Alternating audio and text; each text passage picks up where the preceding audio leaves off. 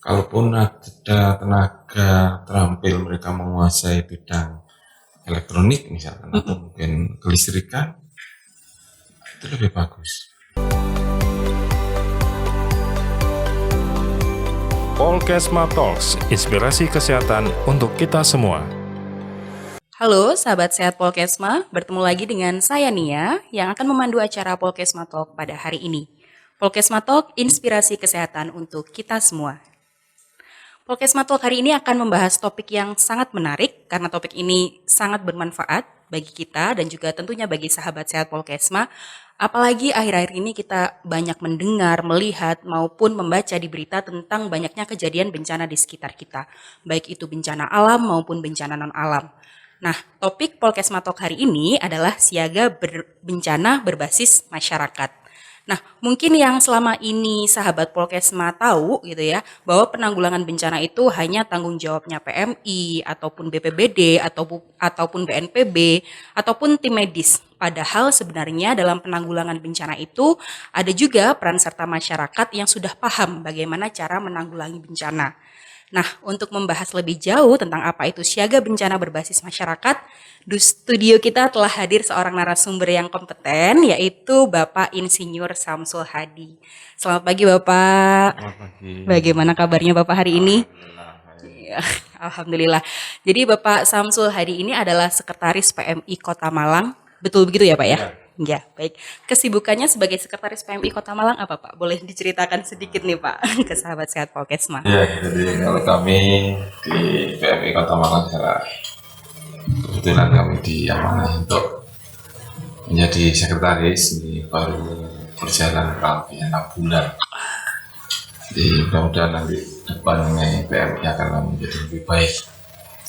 Kalau kesibukan tiap hari yang jelas dengan adanya 2 unit yang ada di PMI, 1 unit markas, yang kedua adalah unit UDD donor darah. Ya, cukup banyak sekali hal-hal yang memang tiap hari menjadi kegiatan rutin gitu ya. Oh iya baik. Ya, mulai dari pelayanan kesehatan klinik, kemudian ada pelayanan ambulan di sana, kemudian ada diklat, kemudian juga ada unit pelayanan donor darah sendiri. Unit pelayanan donor darah. Oke. Itu tiap hari yang secara kebetulan di sana juga ada kegiatan-kegiatan yang sangat rutin seperti diklat yang dilakukan oleh teman-teman bagi bagian diklat. Bagian diklat ya Pak ya? Bagian diklat. Tiap hari di sana. Wah. Kemudian kalau pengurus ini sejumlah 11 orang, ini hampir semua 3/4-nya semua aktif dalam rangka melakukan pengawasan, supervisi pada unit donor darah maupun kemarkasan, termasuk kepegawaian di dalamnya. Oh gitu ya Pak ya? Iya. Ternyata kesibukannya juga luar biasa ya Pak ya. Kalau dari luar itu gedungnya tampak sepi gitu ya Pak ya. Padahal aktivitasnya begitu padat. Berarti kalau yang di markas itu lebih kepada diklat dan pelatihan seperti itu ya Pak ya. Pelayanan ambulans dan juga siaga bencana tadi ya Pak ya.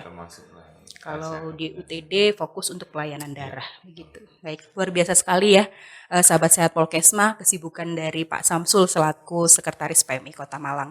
Nah Pak, kita mulai mungkin masuk sedikit ke topik Pak. Kita kan sering ya Pak ya dengar bencana.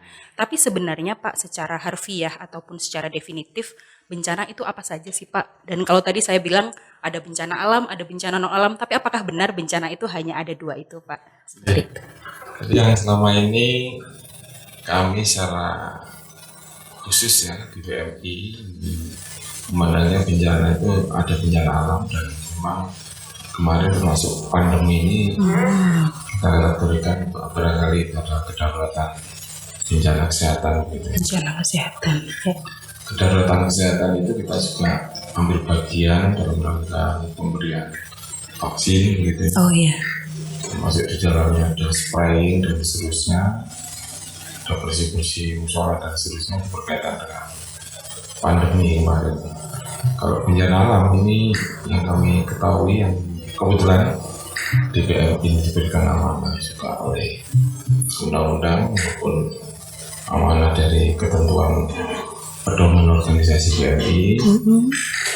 Ini bencana itu mulai dari bencana banjir, longsor, kemudian bencana sampai kemarin letusan gunung berapi, gempa bumi dan seterusnya. Semua ya Pak Ini ya. yang berkaitan dengan itu diminta ataupun tidak diminta, BMI harus Siap. ambil bagian untuk melakukan pertolongan. Oh, baik. Ya, barangkali kami pahami selama ini bahwa bencana ini baik ada kebencanaan yang bersifat kedaruratan kesehatan maupun kedaruratan terkait dengan bencana alam. Ini biasanya kami diminta atau tidak diminta, kita sudah ada di lokasi lebih awal. Oh, seperti itu. Dan pulangnya Paling akhir. paling Luar biasa. Ya Pak, betul. Jadi kalau bencana memang ada yang bencana kedaruratan kesehatan sama bencana yang tadi ya Pak ya terkait alam mulai dari gempa bumi dan seterusnya. Wah, kalau misalkan ada bencana nih Pak ya, sebenarnya tahapan-tahapan apa saja sih Pak yang harus dilakukan dalam penanggulangan bencana tersebut? Ya, jadi di BMI juga kalau terkait secara umum ini ya, kita penanganan bencananya ada bencana. Jadi biasanya kita melakukan pendampingan, sosialisasi dan seterusnya pada saat pra bencana. Kemudian pada saat pelaksanaan eksekusi, pada saat menangani bencana, kemudian pada saat pasca bencana. Pasca bencana. Oke, baik Pak. Saat tanggap darurat itu atau pelaksanaan penanganan bencana itulah yang kita perlu semacam asesmen begitu di awal. Kemudian juga melakukan observasi potensi, mulai potensi air sampai potensi kerawanan. Nanti ini biasanya dipotret oleh bagian teman-teman yang membidangi di asesmen. Setelah asesmen ini sambil asesmen berjalan, kemudian pada saat kedaruratan ini juga mobilitas teman-teman dalam rangka pelaksanaan eksekusi sarana prasarana biasanya ini sekaligus pada paket yang sama, pada saat kegiatan yang sama, mulai asesmen sampai eksekusi tadi dilaksanakan secara berbarengan. Oh gitu Ya, kemudian pasca bencana ini biasanya kayak kemarin kita pembangunan rumah huntaran yang di sana, hunian sementara sampai hunian tetap ini kita dari BMI ini sampai dengan 2 bulan. 2 bulan ya Pak? 2 bulan ditugaskan di sana pasca bencana. Wow. Jadi kalau pada saat tanggap daruratnya itu hampir 1,5 bulan. Jadi totalnya hampir insya Allah 3,5 bulan. 3,5 bulan. Kita kirim tenaga dalam rangka tanggap darurat sampai dengan pembangunan huntaran, termasuk pembangunan sanitasinya. Pembangunan sanitasi pasca bencana ya Pak? Ya, pasca bencananya. Itu jadi pada saat itu lebih pada sosialisasi, pendampingan pada masyarakat, bagaimana dalam pencegahan, penanggulangan dan seterusnya itu pada saat kemudian pada saat tanggap daruratnya ini yang memang di situ masyarakat harus sampai dengan trauma healing ini kita sudah ada petugasnya. Iya Pak. Tugasnya. Jadi benar-benar didampingi ya Pak Iya, ya? dari BMI insya Allah kita lengkap personilnya karena memang sudah dibekali oleh keilmuan yang cukup mumpuni, karena kita punya instruktur yang memang sudah kelasnya tingkat nasional. Sudah tersertifikasi seperti Insya itu ya Allah Pak ya? Ya, kalau tadi Bapak menyatakan sampai 3 bulan dan seterusnya, saya jadi tertarik terkait dengan waktu Pak. Waktu itu berarti kan tergantung dari skala bencana itu sendiri ya Pak ya? Iya. Mulai dari pra, kemudian saat tanggap darurat dan juga paskanya. Paling sebentar itu berapa lama Pak? Dari pra sampai pasca, dan paling lama selama ini yang ditangani oleh PMI berapa lama? Mungkin kalau yang tercepat itu kemarin korban banjir di Malang Selatan. Korban banjir yang selatan. Ya, kita ngirim hanya sekitar 6 hari. 6 hari ya Pak? 6 hari aja. Secara kebetulan kita dapat tugas di bagian dapur umum. Oh gitu nggih. Insya Allah itu tiap hari masak mendukung dapur umum itu masak hampir 1.200 bungkus Oh waduh.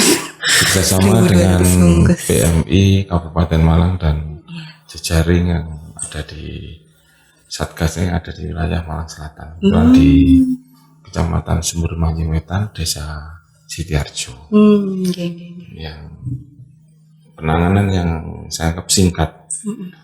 Kalau mungkin penanganan di kota yang beberapa waktu lalu ada banjir bandang itu Iya, ya paling cepat 2 hari. paling cepat 2 hari.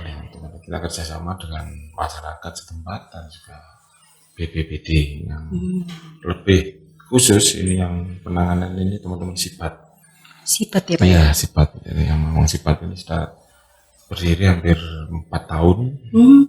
Dan alhamdulillah sekarang ini lebih mendapatkan perhatian dari PMI Kota Malang untuk dilakukan pembinaan. Oh begitu. Ya, jadi kemana-mana atau ada program apa, ini Sipat ini insya Allah mulai tahun ini sudah terlibat secara langsung. Oh begitu. Jadi ada organisasi lain seperti itu ya Pak? Iya, Sipat ini sebenarnya bukan organisasi lain, tapi menjadi relawannya PMI. Oh relawannya PMI. Relawannya PMI. Khusus untuk kebencanaan itu Iya, Pak? khusus untuk kebencanaan. Namanya Sibat gitu ya Pak? Namanya Sipat. Ada singkatannya Pak Sibat? Ya itu tadi, siaga bencana berbasis masyarakat tadi. Oh siaga bencana berbasis masyarakat adalah Sibat. Siap. Iya. Wah luar biasa ya Pak ya. Baik, karena tadi Bapak sudah menyinggung tentang Sibat. Ya, jadi sebenarnya apa sih Pak siaga bencana berbasis masyarakat ini kalau boleh ke sahabat sehat Polkesma tahu? Jadi ada pedoman organisasi atau hasil musyawarah kerja tingkat nasional yang memberikan amanah bahwa PMI itu harus punya mata rantai sampai dengan atau relawan sampai dengan tingkat kelurahan. Sampai tingkat kelurahan? Iya, dan ini Sipat yang dibentuk di Kota Malang ini insya Allah sudah mengakar sampai dengan tingkat kelurahan walaupun jumlah personilnya masih beragam. Ada yang personilnya itu mungkin 2-3 orang per kelurahan, ada yang mungkin 5 orang. Nah, jadi yang kita desain kemarin untuk mengawali kegiatan Sipat itu berdomisili di tingkat kecamatan. Rata-rata hampir 20 sampai dengan 30 orang tiap kecamatan. Sipat ini berasal dari masyarakat yang memang rela mengabdikan diri untuk kepentingan sosial kemanusiaan. Jadi mereka yang punya sehat jasmani dan rohani boleh bergabung dengan Sipat.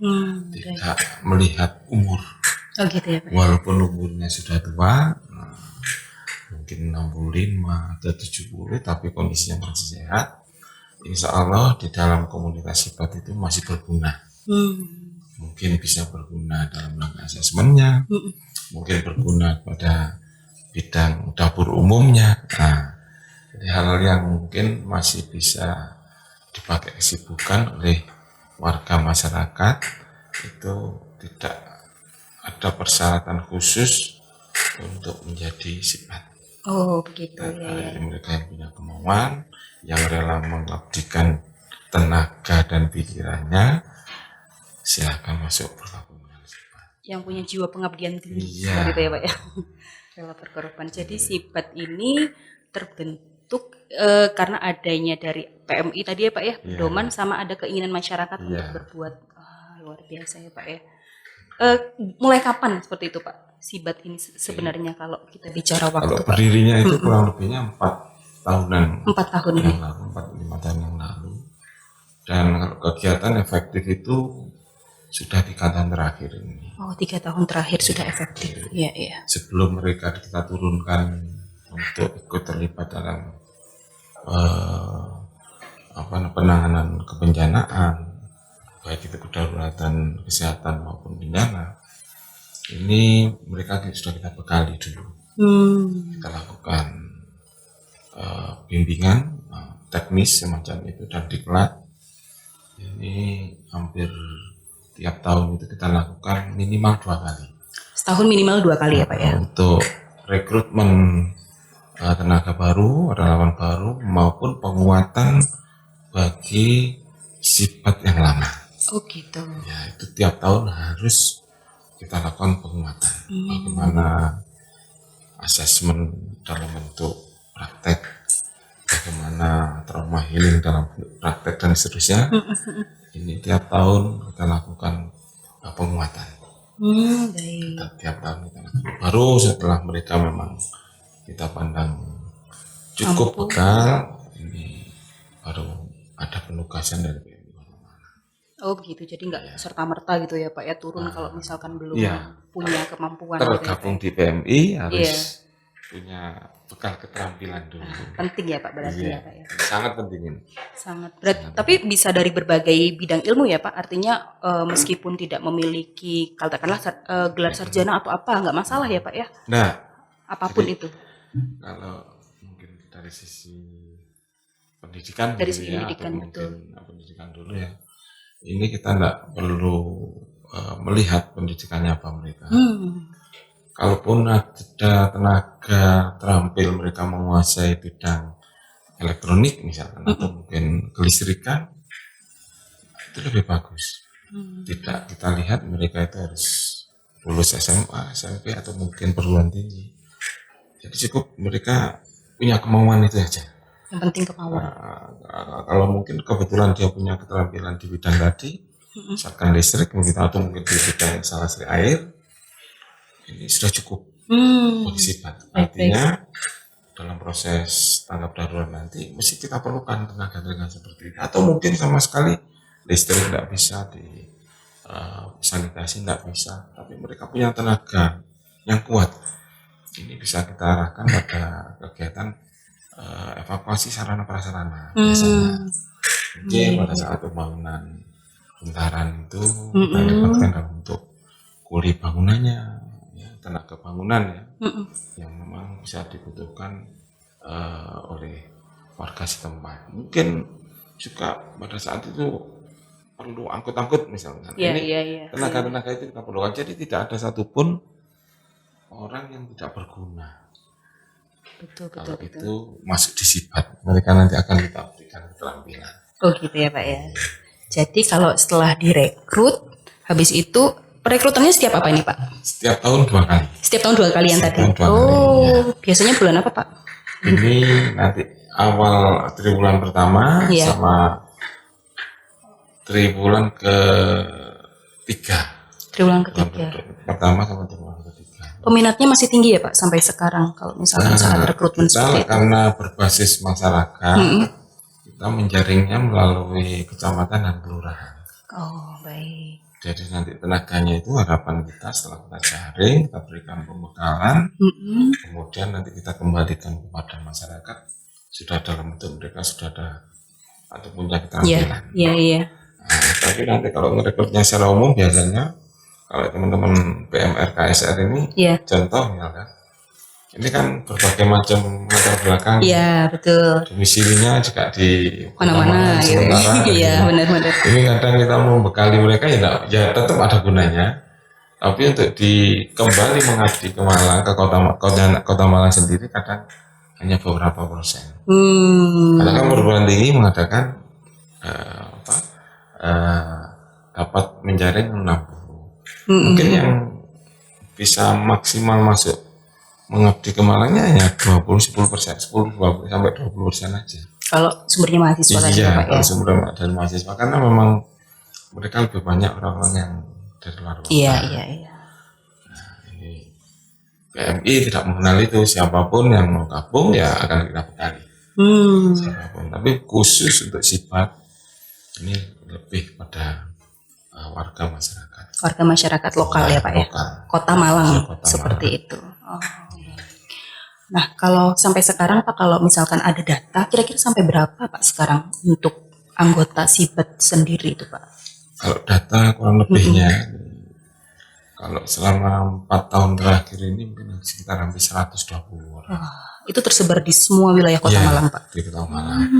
Yang aktif kita tugaskan itu yang baik itu di markas selaku tugas pelayanan ambulan, sama yang terlibat di masyarakat Masyarakat. secara langsung itu efektifnya sekitar 60. Yang efektif sekitar 60 ya Pak ya. Yang memang dia ini ya aktif dalam hal penanggulangan bencana, ikut kegiatan-kegiatan itu sekitar 60. Ya. Jumlah yang lumayan cukup ya Pak ya. Kalau untuk Sangat oleh sudah memenuhi. cukup. Oh, baik, untuk baik. oleh sudah cukup. Untuk penugasan keluar kota Juga sudah cukup. Oh, sampai penugasan keluar kota Ya. juga ya Pak ya. Kita PM ini tidak mengenal batas. Oh gitu. Jadi nggak ada Kota Malang saja gitu Pak. Kemana ada kebencanaan, di sini memerlukan Oh. pertolongan ataupun tidak, kita mesti hadir lebih awal. Oh, Ada begitu. koordinasi dulu dengan satgas setempat, biasanya begitu. Wah. Termasuk di Semeru beberapa waktu lalu. Iya. Kalau di Malang Selatan yang barusan, Hmm. yang korban banjir daerah Sidoarjo, kemudian sama Desa Rawoterati. Waduh, luar biasa. Nah, Iya. saat pembentukan Sibat ini Pak, kendala apa yang paling dirasakan oleh PMI seperti itu Pak? Kembali sifat itu adalah relawan. Mm-mm. Pengurus PMI juga relawan. Karena sifatnya relawan, jadi tidak bisa sewaktu-waktu tenaganya kita butuhkan mereka siap. Karena mereka punya basis pekerjaan sendiri-sendiri. Iya. Ini faktor pembatas kita. Kemudian faktor pembatas yang lain, kalau sibat ini lebih orang-orang tua, orang-orang yang sudah berumur. Sebagian besar anggotanya justru orang yang sudah berumur ya walaupun Pak ya. ada yang teman-teman sibat yang muda juga ada sih. Kita lihat di markas itu ada, tapi lebih banyak yang aktif sibat itu adalah orang-orang yang sudah berkeluarga. Iya. Ada beberapa yang pensiunan begitu, yang ikut gabung dengan kita. Baik. Ini faktor-faktor ini yang menyebabkan kadang mobilitas itu harus terjadwal agak jauh. Kalau yang mendesak itu biasanya mereka-mereka yang berbasisnya itu anggota sifat yang memang punya sudah tidak punya kesibukan seperti pensiunan gitu. Iya. Mereka itu ibu rumah tangga yang mereka memang tidak ada terikat dengan Pekerjaan tertentu ya Pak ya. profesi tertentu. Jadi kalau di dapur umum misalkan, ini kita tidak kesulitan. Karena kita punya tim yang memang didesain sifat ini porsinya lebih banyak di situ. Di dapur umumnya Pak. Di dapur umumnya. Baik. Dapur umum itu memegang peranan sangat penting sekali dalam pengelolaan manajemen kebencanaan. Ya, karena kalau mungkin ambulan itu kan sekarang sudah punya banyak tenaga medisnya. Di kita juga ada. Tapi yang fokus teman-teman yang siap, teman-teman sifat yang siap sewaktu-waktu ada bencana itu di situ. Kemudian sarana prasarana, jadi petugas sarana prasarana ketika ada banjir seperti di Kecamatan Bebe beberapa waktu lalu itu yang soalnya yang menumpukan kendaraan Ayla kalau nggak salah dua itu yang hanyut itu. Iya. Malam hari karena tidak boleh masuk, itu yang masuk itu dari tim kita, dari tim sifat. Karena memang di situ ada orang yang istilah kita kerasukan jin atau apa itu, dia sampai malam hari tidak sembuh-sembuh. Gitu Pak. Jadi teman-teman tim sifat tidak boleh masuk di area itu, tapi kita tidak mengenali itu. Mana yang bisa kita segera kita selamatkan, atau benda warga atau mungkin barang-barang warga sampai manusianya saat itu, ya itu yang akan kita jadikan fokus untuk diselamatkan. Jadi malam hari kita masuk di tegalan bambu gitu, akhirnya kita menemukan ditumpukan daun pisang, pohon-pohon pisang, akhirnya ditemukan kendaraan sampai mengevakuasi keluar dari area yang harusnya. Wah. Ini teman-teman sifat insya Allah sudah sampai seperti itu. Jadi kendala-kendala yang tadi ada itu tidak mempengaruhi kinerja ya, seperti itu ya Pak ya. Hanya saja yang di sisi sewaktu-waktunya ini yang kita masih harus agak-agak struggling. Wah, menarik sekali ya Pak ya. Kalau misalkan kita ingin bergabung nih dengan tim Sibat, bagaimana Pak prosedurnya Pak kira-kira? Kalau saya misalkan ibu rumah tangga gitu ya Pak. 2023 ini mau kita tawarkan melalui media. Oh, ditawarkan melalui media. Oh, tahun depan Pak? Iya. Oh, baik. Dengan harapan kita juga akan mengukur animo masyarakat terhadap Sibat. Jadi Sibat ini lengkap. Mungkin kalau kita di kelurahan itu ada kelurahan siaga, kemudian ada kelurahan tangguh. Kelurahan tangguh itu ya Pak ya? Iya, itu ada itu ya. Kalau kita lebih banyak dibekali dengan hal yang memang menjadi permasalahan di kebencanaan.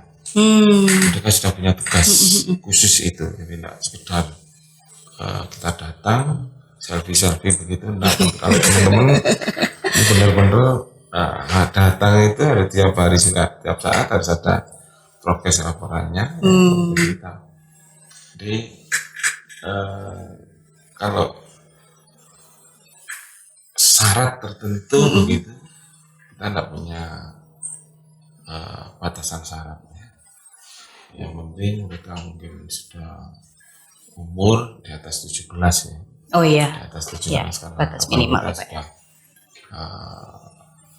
cara berpikirnya sudah cukup matang. Iya, iya. Kemudian sehat jasmani dan rohaninya. Walaupun mungkin dia disabilitas misalkan bisa. Oh gitu Pak. Ya, beberapa waktu lalu waktu pandemi itu kita melibatkan teman-teman disabilitas dari kelompok tunarungu untuk ikut bergabung dalam melakukan spraying ya Pak ya. Spraying disinfektan. Iya. Mereka kita ajari dulu, ada bimbingan teknis dulu, cara pemakaiannya, alat ini begini, kemudian pengoperasiannya begini. Nah, ini kita berikan bekal dulu, baru kita ajak. Jadi pada saat ini Sibat yang menjadi pionirnya. Wah, luar biasa. Ini Sibat. Iya. Kita namanya cukup. Mama pada saat pandemi itu memang hampir ratusan kegiatan selama 2 tahun itu. Iya betul Pak. Yang kita lakukan. Jadi kegiatannya ya hanya tidak banyak, kita hanya sekitar 32 orang saat itu. 32 orang. Mampu melakukan kegiatan yang jumlahnya hampir ratusan. Wow. Ada backup. Benar-benar pemberdayaan luar biasa loh Pak. Backup dokumentasinya kita lengkap. Wah. Jadi sampai dengan teman-teman Sibat ini sampai dengan Kabupaten Malang itu di Bulu Lawang sama di Kecamatan ini Singosari. Sampai ke sana iya. Ada pondok-pondok yang saat itu di belakang kecamatan itu. Di pondok itu ada korban karena pandemi tadi, karena COVID. Jadi kita diminta untuk melakukan spraying sana. Baik. Sampai membersihkan tempat tidur dan seterusnya. Kalau di Kota Malang ini sudah tidak kita hitung. Jadi kita mulai gereja, pura yang paling timur. Jadi, pura yang paling timur itu di Kelurahan Madiapuro. Di Madiapuro Pak. Iya. Wah ini Jun, kalau kita ke sana serasa di Bali. Ini. Wah iya. Serasa di Bali. Kita lakukan spraying, masuk di belakangnya Poltekkes ini. Oh iya Pak. Jadi saat masih ada RSAL. Oke. Jadi mulai tempat ibadah apapun sudah kita sentuh secara rutin. Ini kegiatan Sibat yang saat itu murni kita biayai melalui swadaya. Semua aktivitas Semua aktivitas. Kalau sekarang ini sudah kita sentuh dengan program-programnya PMI. Oh gitu. Kalau pada saat itu dan saya penanggung jawabnya, semua kita biaya dengan swadaya. Wow. Wow, luar biasa Pak. Ini Sibat benar-benar Sibat satu gitu ya Pak ya.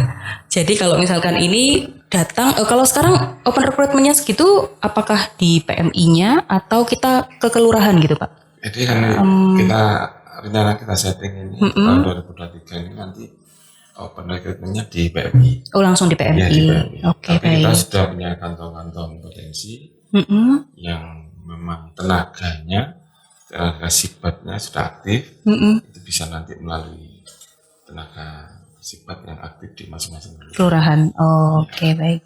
Jadi nanti akan tersetting pembukaan tim sibat di PMI ya Pak ya? Iya, jadi insya Allah nanti ke 2023 ini open recruitment-nya. Bagi sahabat sehat Polkesma yang apalagi yang stay-nya memang di Malang gitu ya Pak ya. Tadi kan kendalanya masih banyak tenaga-tenaga muda yang belum bergabung dengan Sibat. Nah ini peluang nih bagi sahabat sehat Polkesma terutama yang masih muda-muda untuk segera bisa bergabung dengan Sibat. Waduh, nggak terasa Pak, sudah hampir 30 menit ini kita ngobrol tentang Sibat atau siaga bencana berbasis masyarakat. Mungkin ada closing statement Pak atau ada yang ingin disampaikan untuk menutup sesi kita episode hari ini. Jadi kalau PMI Iya Pak. ataupun mungkin sifat selalu tebar kebaikan. Itu aja. Selalu tebar kebaikan di mana saja. Jadi pesannya tebar kebaikan gitu ya Pak ya. Kebaikan. Luar biasa pesan dari Pak Samsul.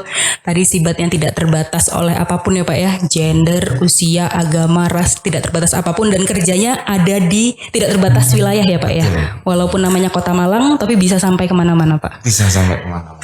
Luar biasa Pak Samsul. Baik. Gitu. Yang di Aceh itu kita juga ngirim. Oh. Aceh, yang Iya, Pak. itu korban Aceh. Oh. Banyak kita ngirim personil ke sana. Wah. Tidak main-main ya Pak ya. Iya, Bang. Luar Karena biasa. kalau kita punya Nggih. kegiatan di PMI, insya Allah kegiatan itu semua didukung dengan personil-personil yang memang mumpuni di bidangnya, punya kompetensi yang memang luar biasa di sana. Kita juga punya satu instruktur mungkin yang sering isi di sini juga, Pak Heri. Pak Heri. Kelasnya sudah masuk instruktur kelas nasional dan internasional. Nah, jadi pasti sudah terbekali ya Pak Iya, kalau betul. masih tim Sibat itu. Iya.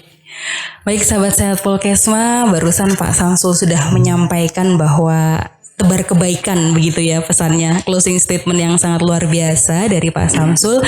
Nah, sahabat sehat Polkesma, saya berterima kasih loh Pak Samsul sudah berkenan untuk menjadi narasumber di Polkesma Talk. Semoga kita bisa ketemu lagi Pak di episode-episode berikutnya dengan mungkin tahun depan Sibat bagaimana nih perkembangannya dan seterusnya.